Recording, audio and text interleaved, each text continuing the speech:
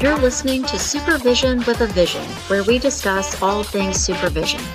I'm your host, Sarah, professional counselor, marriage and family therapist, play therapist, eating disorder specialist, and cookie lover, with my co-host, Heather, marriage and family therapist, certified Together in Texas counselor, a Texas transplant from California, and outdoor adventurer.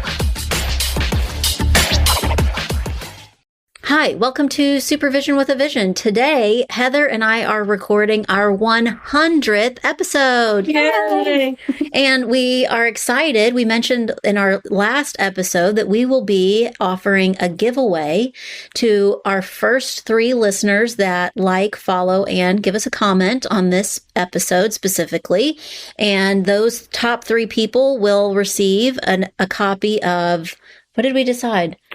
Brene Brown's Daring to Lead. Yep, Daring to Lead. And Dan Siegel's Brainwise Therapist. Yep. So we're excited to offer that giveaway for all of our dedicated listeners.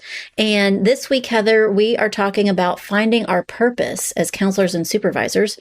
This week, we read 5 Ways to Find Your Purpose, published in Psychology Today 2023. Yes. And some of the points in our article include the importance or the benefit of connecting with your values. Right. I think that is so important in lots of fields, but really important when you're working in mental health, and especially as a supervisor. So if you're looking across the board, I mean, I think everyone's values are a little bit different. I mean, no one's going to have exactly the same values, but in general, you look at the value leading you to what you are. So do you think that you have come across supervisees who have drastically different values from you or from other supervisees you've had? I think in the process of being interviewed, we usually sort that out ahead of time. Oh. So I think most of mine do have the same or close to the same values. Oh, I was going to say, I think that I find that I do have supervisees with different values, and I don't think that that keeps us from working together. Not at all. No, I don't. We wouldn't weed them out necessarily, but maybe someone is achievement oriented, right, or family oriented, right. And not that you can't be both, but you know, that could be a problem. Or what else? Maybe they're. I think this is a value that counselors struggle with talking about or incorporating into what they do. Valuing money, right.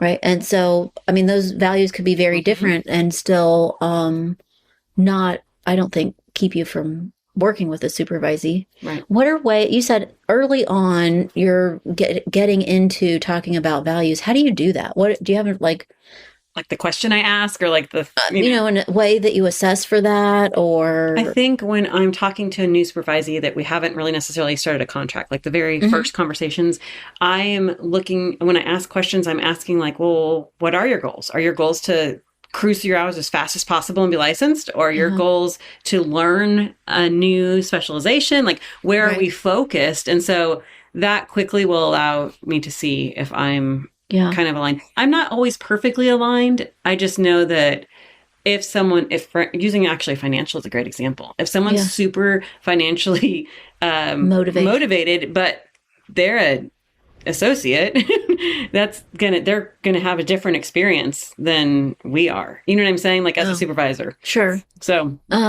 I think when if I ask someone directly when I'm just meeting them, what their goals are, what they hope to accomplish in supervision, I don't think they know. I don't think they always know. Yeah. I've had people, I can think of a supervisee that I worked with and it ultimately did not work out. She started, and before I even asked or kind of introduced the topic, she offered that her priority was learning. Ah, okay. It wasn't. You're like, no, it really wasn't. Right. So, me thinking, okay, she values learning no. So then it was hard for she and I to work together because she was not looking for the thing that I thought I wanted to offer to her. Absolutely. That I thought she was asking me to offer to her. So can you think of any other ways that might be potential options for assessing values? Maybe like a card sort? That could be good. I think that could be really good, actually.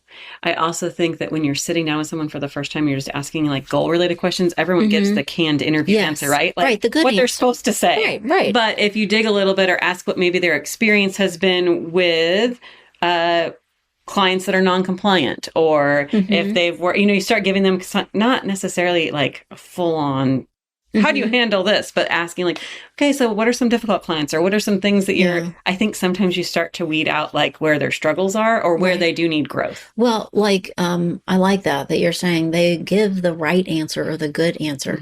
I mean, when you're in school to be a counselor and at some point they ask you, what's a population you think that you wouldn't work with? Everyone thinks the right answer is no one. I'm going to work with everybody. And you just don't have the experience, work experience yet to know that's not the right answer that anybody's looking for. And so I think you get that, and you're right. In a first time meeting, I think a good example of that is money. Right. That people are going to, because we're counselors and unfortunately the topic feels taboo to some people. They're going to say, that's okay. It doesn't matter. That's not what I'm worried about. Some version of that. Right. And to some degree, that's unrealistic. Absolutely. Right. Everybody has to pay their bills. Right. And they need to be able to reasonably afford supervision. So to say, no, it doesn't matter to me, you don't get to the root of what their values are. Exactly. So I think this is a complicated process for a supervisor with a new supervisee. I might try a card sort with my supervisees this coming week. I wonder what else you could, maybe, now this is I don't know if you could work this into a very first time meeting, but maybe even, process. I like sometimes using like a fable. Okay. Yeah. In a session with a client. So maybe I'm like, we both read the same fable and then we discuss or talk about, well, in this story, which one would you be? Or where do you see the dilemma? Or who in this situation has the toughest decision to make? And then from there, kind of discerning some of their values. Absolutely.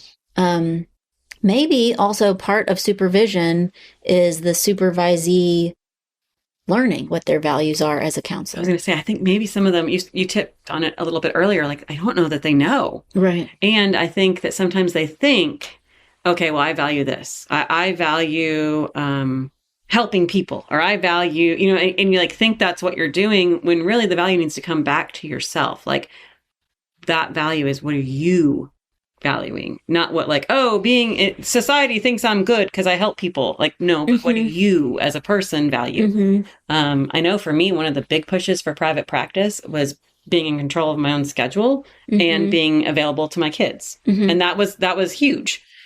It worked for me because I kind of stayed true to it, like didn't falter. But there are plenty of times where I was like, oh, like this is harder because I'm doing not as much work all the time and balancing multiple different things. Okay. Well, so that's how we think about connecting with our supervisees' values and helping them to connect with their values. And you started to talk about that you were aware of your values and making the choices that you made on a micro level, on a day-to-day level. How do you think you do that? How do you refocus or recenter yourself around your values? I think a lot of it is about remembering like why I do what I do, or how I everyone has difficult clients or easy clients or, whatever it is, but just kind of keeping it balanced, really. For me, I'm looking for that balance. Well, how do you do that though? How do you remind yourself about your values? You said, oh, well, I structure my day where I really theoretically only work half days. Stay with us. We'll be right back.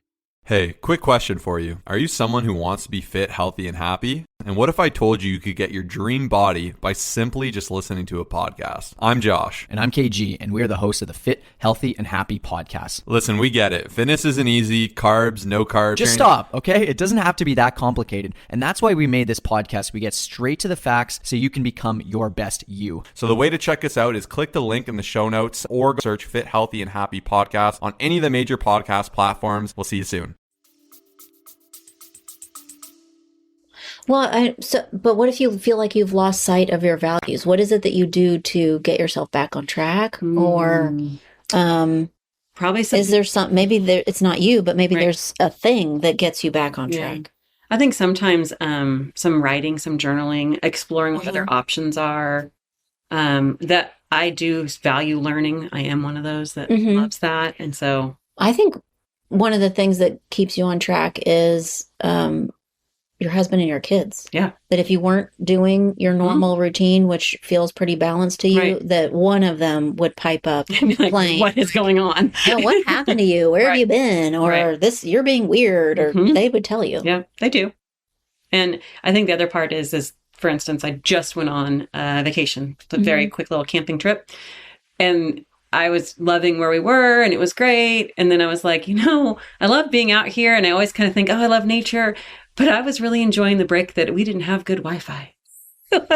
We did, and connecting back to that and being like, okay, so like you could go make a phone call or look at Facebook or whatever, but it was going to be slow and choppy and everything else. So connecting back to like, okay, this time together was so good. I kind of got re-energized that like, okay, family stuff is good. I mean, I think that means in this, in this context, the way that you realigned yourself was that you did spend more time connected to those values, and you realized like, whoa, maybe I was not doing this as much as I usually do or as I would like.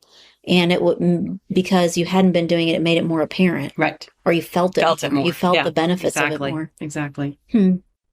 I'm trying to think of ways that I get myself realigned or reconnected with my values. I think maybe similar to you, it's certain people. Right. That I can talk to certain people and I go, oh yeah. That's what matters most to me. Or maybe feeling, and this leads into our next point. I think maybe when I feel some successes. Yes. And whatever that means, like a work success or something else, I'm like, yeah, that's important to me. Right. Or, wow, that makes a big difference in, I don't know, my life, but also in the things that I find important. Wow, I should really that does go commit more time there. So our next point in the article was the value or the importance of figuring out how to make an impact quickly. Right. And I think that ties into the cause and effect, right? Like if you do this action, sorry, it should have been action and effect, but like if you do this action or if you do this thing and you feel that impact, it builds upon itself. So when you have a success with a client, now we're not all going to have successes with clients every day, right? But you can reflect on that and know that like, yes, this client made such great strides and I helped guide that process. Like, So realizing that sometimes counseling is the long game. Right. Exactly. That sometimes you don't every single day see some kind of outcome. Right. But we're saying maybe if you can set yourself up to have more of those kinds of outcomes. Okay. I agree with you. We can't, you can't artificially do that with a client. Right. You can't go, and you're not depressed anymore. Right. Ta-da! No. And that sometimes it's a long game, and so you don't get to experience it every day, all the time.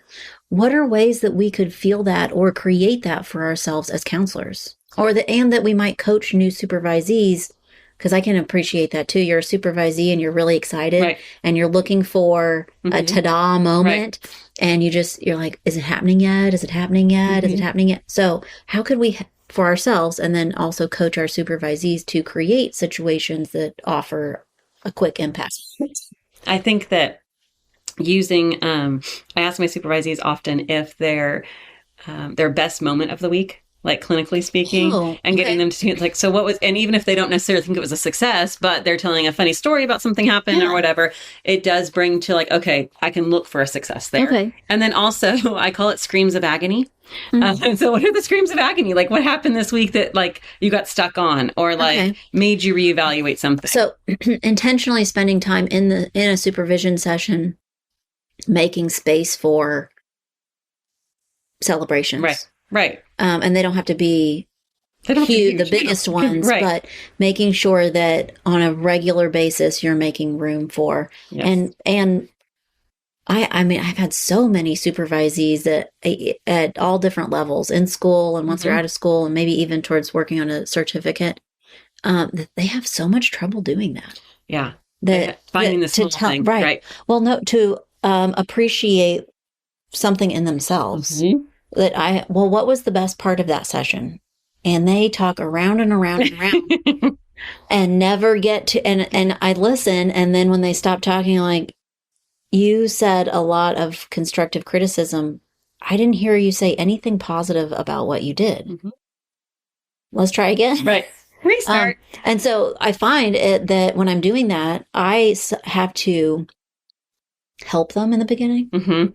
And that I will first acknowledge something. I was going to say, if you model, like this is what and then gradually getting them to do it. But I really like to do that in a safe group supervision situation, because the people who are witnessing that, they're going, oh, she really had a hard time acknowledging that she did anything well.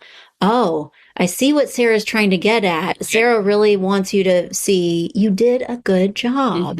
And, you know, even if it was in greeting them or reflecting a feeling or whatever, or, you know, I always run 5 minutes late because I just can't get them to. I was just going to say that. And the when you're like, I stopped right when I wanted to. And you're like, that's a success. I had a supervisee, I guess like maybe it's a current supervisee that we celebrated that all of her notes were done and complete before Friday, so there was nothing to take home over the weekend. I mean, that's no small feat. That's a good. But what about for yourself? I'm thinking, if I know what we have more experience to know that sometimes counseling does take longer to feel, to get a reward from. So, what are things that you do so that maybe there's maybe like a constant trickle of positive impact or positive feedback that you're getting? For me, it helps if I tell someone else. So even if it's something really small, if I just pop my head next door to one of my colleagues and be like, guess what? And it can be very, like it's not that big. Counseling is a very lonely business. Yeah. Well, I like doing that because, especially like popping your head, over to the next person, because sometimes who else is going to understand some of the successes that we like, hey, guess what? I got a kid to put his shoes back on before he left the session and there was no fight about it. Or just small things. So, like, you know, my kid client that has such negative self-talk came in and told me something good he did at school.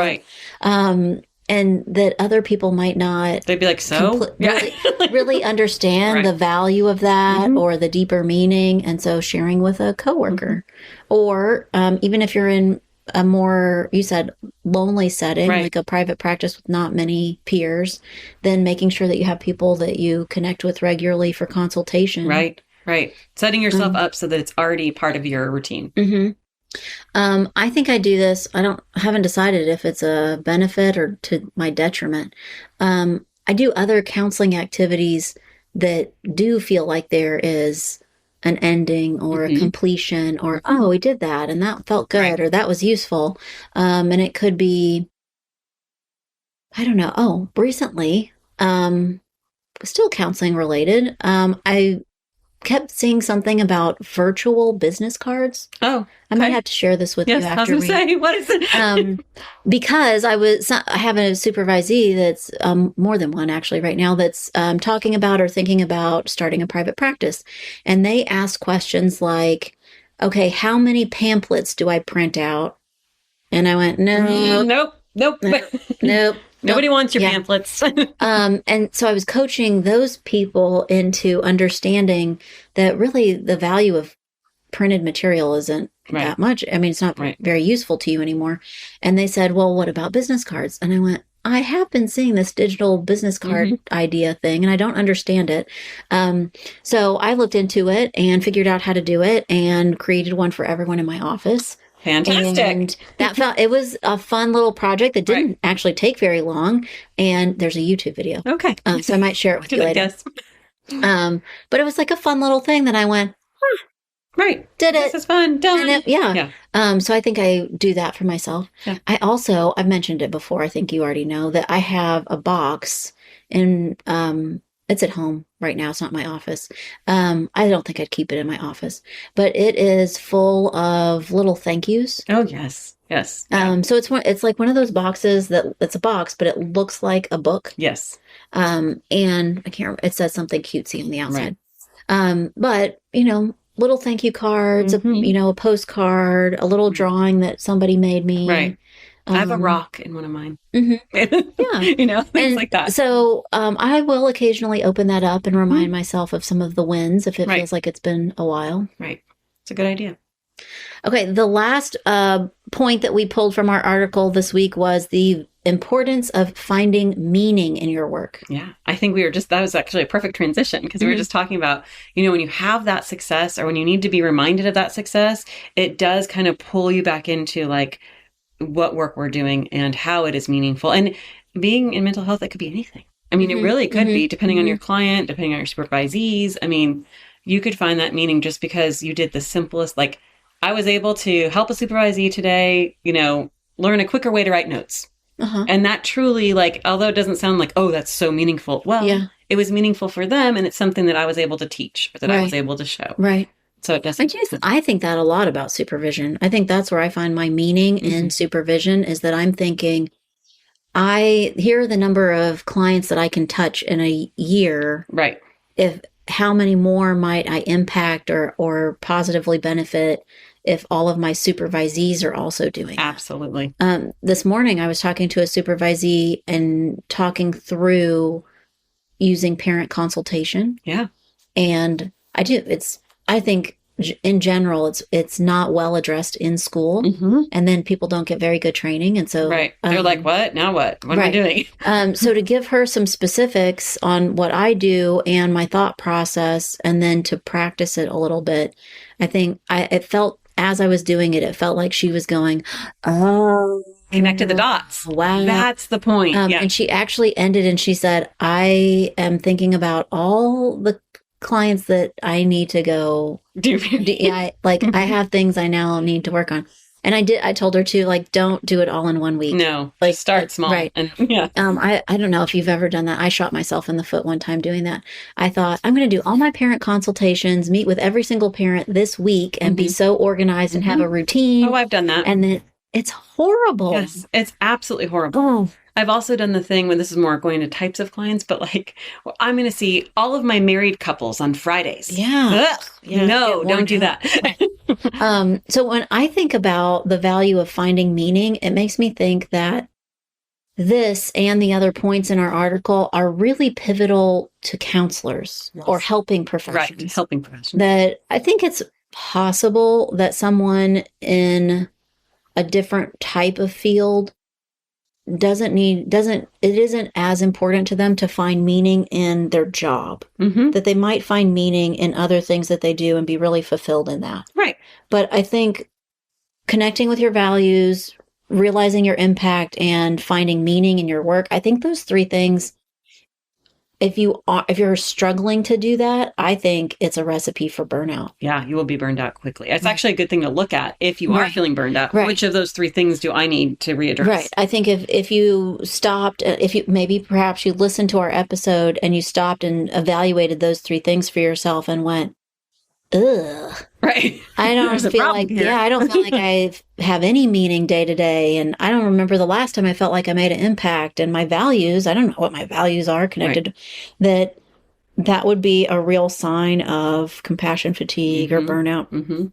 And that, compassion fatigue and burnout aren't black and white ideas. They exist on a spectrum. So maybe you can connect with your values and you can think, oh, last week I did that cool thing. But you're like, but I'm having trouble with meaning, Right. then it's still kind of an indicator that maybe that's something to think about or work on. Right. To keep shifting. So yeah, I think that's to me, that's a pretty important factor, finding meaning as a counselor.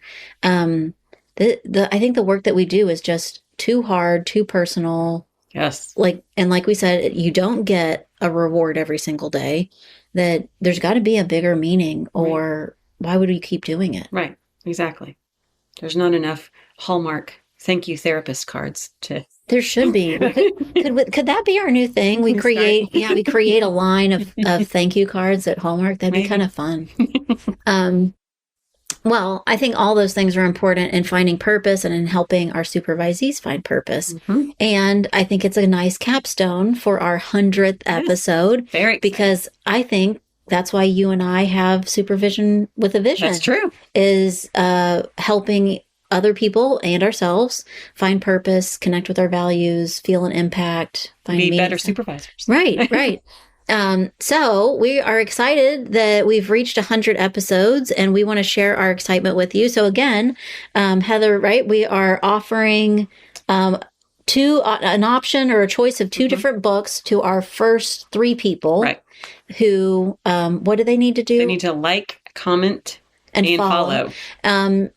This episode, not just any episode, but like, comment, and follow this episode. And the first 3 people that do that will receive a copy of either Brene Brown's Daring to Lead or Dan Siegel's Brainwise Therapist. Correct. So hopefully everybody jumps into action and likes, comments, and follows us. Good luck. Thanks, guys.